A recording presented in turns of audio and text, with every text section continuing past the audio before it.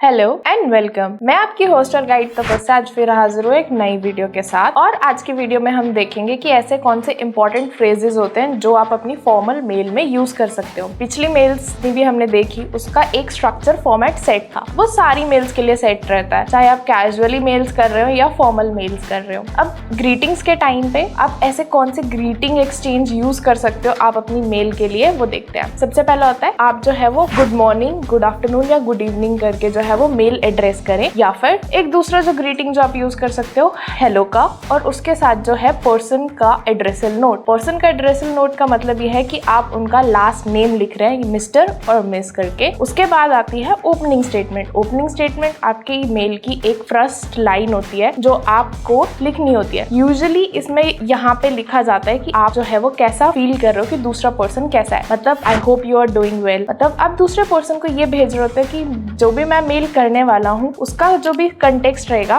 उस पे बाद पे जाते हैं, बट सबसे पहले आपका जो है वो हालचाल पूछ लेते हैं। सेम वैसे ही जैसे आप किसी से मिल रहे हो उसी तरह से जो है वो राइटिंग मेल में भी ऐसे ही रहता है। कुछ इंपॉर्टेंट फ्रेजेस जो आप यूज कर सकते हो यहाँ पे, I hope you are doing well, I trust that you are doing well. Third और एक मोस्ट इंपॉर्टेंट जो फ्रेज रहता है वो ये रहता है, thank you for your prompt response. अगर आपकी जो कोई मेल है, आपको पहले कोई मेल कन्वर्सेशन चल रही है कि आपने उनको पहले कोई मेल भेजी थी जिसके लिए आपको कोई इन्फॉर्मेशन या रिक्वेस्ट करी हो जो आपकी अप्रूव हो गई हो, एंड आपको उसका काउंटर मेल करना है उस चीज के बारे में, या तो इन्फॉर्मेशन लेने के लिए या जो आपने अप्रूवल लिया है उस चीज के आगे रिगार्डिंग डिस्कस करने के लिए, तो आप जो है वो अपना ओपनिंग स्टेटमेंट जो है वो कुछ ऐसा ही रखते हैं, thank you for your prompt response, या फिर thank you for answering my query. ऐसे करके आप जो है ये कुछ ओपनिंग स्टेटमेंट्स होते हैं जो आप यूज कर सकते हो जब भी आप प्रीवियस मेल्स का कुछ रिप्लाई आपको आया है एंड आपको उसका जो है वो काउंटर रिप्लाई करना है। अब देखते हैं कि body of the formal mail जो रहता है उसमें आप ऐसे कौन से जो सेंटेंसेस हैं या फ्रेजेस हैं वो आप यूज कर सकते हैं। स्टार्ट करना चाहते हैं तो ऐसे कौन से फ्रेजेस हैं जो आप यूज कर सकते हैं। तो सबसे पहले सबसे इंपॉर्टेंट फ्रेज जो आप यूज कर सकते हैं वो होता है I am writing in regard, and आप जो भी मेल जिसके लिए आपने लिखी थी वो आप स्टार्ट कर सकते हो, वो रीजन स्टार्ट कर सकते हो। या फिर this mail is to inform you, and आपका रीजन कि आपने ये मेल जो है वो क्यों लिखी है। थर्ड जो एक इम्पॉर्टेंट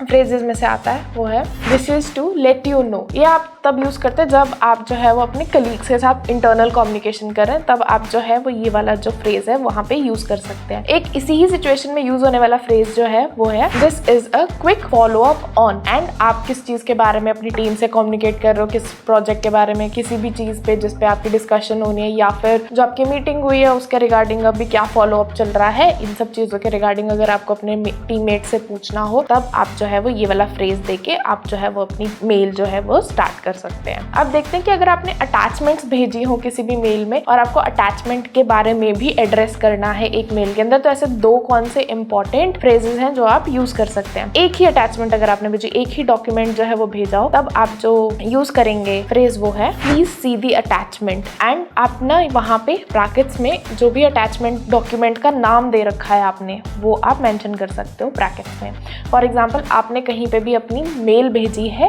सीवी के साथ न्यू जॉब के लिए या फिर न्यू जॉब पोजीशन के लिए, तब आप जो है वो जो डॉक्यूमेंट है उसको नेम कर सकते हो अपना नाम देके सीवी या रिज्यूमे। जैसे फॉर एग्जांपल अगर मुझे कहीं भेजनी हो तो मैं लिखूंगी तपस्या शर्मा रिज्यूमे, तो जब भी मेरे को अब अटैचमेंट करनी होगी तो मैं वहां पे ये लिख दूंगी please find in the attachment bracket में तपस्या शर्मा रिज्यूमे। अगर आपके पास दो या दो से ज्यादा डॉक्यूमेंट्स अगर आपने जो है वो भेजने हैं तो आप तब जो है वो डॉक्यूमेंटेशन के नेम विद ये फ्रेज जो है वो आप डाल सकते हैं, please find the following attachments in the mail. तब आप जो है वो 1 2 3 4 5 6 करके आपके जितने भी अटैचमेंट्स हैं उन डॉक्यूमेंट के नाम लिखे, या फिर हाइपर लिंक अगर आप डाल रहे हैं मेल में कि आप डायरेक्ट लिंक ही दे रहे हैं उनको किसी चीज को ओपन होने के लिए, तो आप वो जो है डॉक्यूमेंट 1 2 3 4 5 6 7 8 उनके जो भी नेम है उन पे हाइपर लिंक कर सकते हैं। अब देखते हैं कि अगर आपको कॉन्टिन्यूटी मेल्स में रिप्लाई करना हो, मतलब आप काफी बैक एंड फोर्थ जाके कम्युनिकेशन चल रही है किसी मेल के ऊपर और थ्रेड ऑफ मेल्स हैं जिनको आप जो है वो रिप्लाई कर रहे हैं और आपकी काफी बैक एंड फोर्थ जो है वो कन्वर्सेशन, चाहे वो आपकी टीम मैनेजर्स के साथ हो, किसी क्लाइंट के साथ हो, आप इन लोगों के साथ जो है वो कर रहे हैं, तब आप इस पोजीशन में कौन सी जो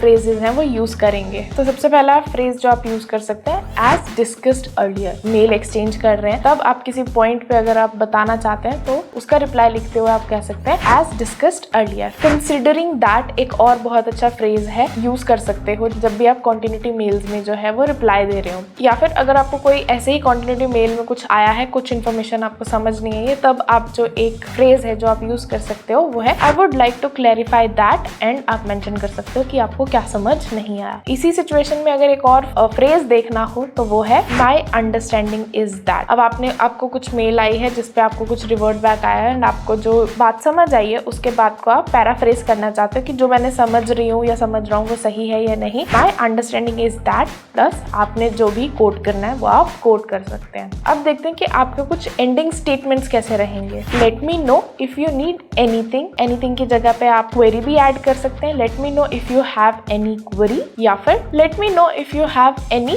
क्वेश्चन, तो आप उसके लिए भी मेरे को कॉन्टैक्ट कर सकते हैं। एक और फ्रेज इसी सिचुएशंस में जो यूज होता है वो है let me know what you think. आपको किस चीज के रिगार्डिंग जो है वो बात करनी थी और अब आपको दूसरे अपने टीममेट का या किसी और का ओपिनियन चाहिए, तो let me know what you think. एक और फ्रेज इसी सिचुएशन में जो बहुत एप्रोप्रिएटली फिट होता है वो होता है thank you for your time and consideration, कि आपका बहुत बहुत धन्यवाद, आपने जो है वो अपना टाइम और कंसिडरेशन दिया। एक और जो फ्रेज हम यूज कर सकते हैं इसी ही सिचुएशन में वो है thank you for your help. आप ये कुछ ऐसे सिचुएशंस में यूज होने वाले फ्रेजेस हैं जिनको यूज करके आप अपना क्लोजिंग स्टेटमेंट जो है वो दे सकते हैं। सो आज की वीडियो में आपने समझा कि आप ऐसे कौन से फ्रेजेस हैं जो आप greeting, opening sentence, attachment send करनी हो या फिर बॉडी लिखनी हो मेल की या क्लोजिंग स्टेटमेंट हो, आप उनमें कैसे यूज कर सकते हैं। और ये वीडियो आज की सीरीज का जो हम सीरीज देख रहे हैं how to write a formal mail, formally आप मेल कैसे लिख सकते हैं, उस सीरीज का लास्ट वीडियो है। आप वीडियो को लाइक कर सकते हैं, शेयर कर सकते हैं अपने फ्रेंड्स के साथ, चैनल को सब्सक्राइब कर सकते हैं, और अगर आप चाहते हैं कि कुछ इंपॉर्टेंट कोई आपके पास टॉपिक है जिसके ऊपर आप वीडियो देखना चाहते हैं तो आप कमेंट सेक्शन में जाके कमेंट भी कर सकते हैं ताकि हम उस टॉपिक के ऊपर जो है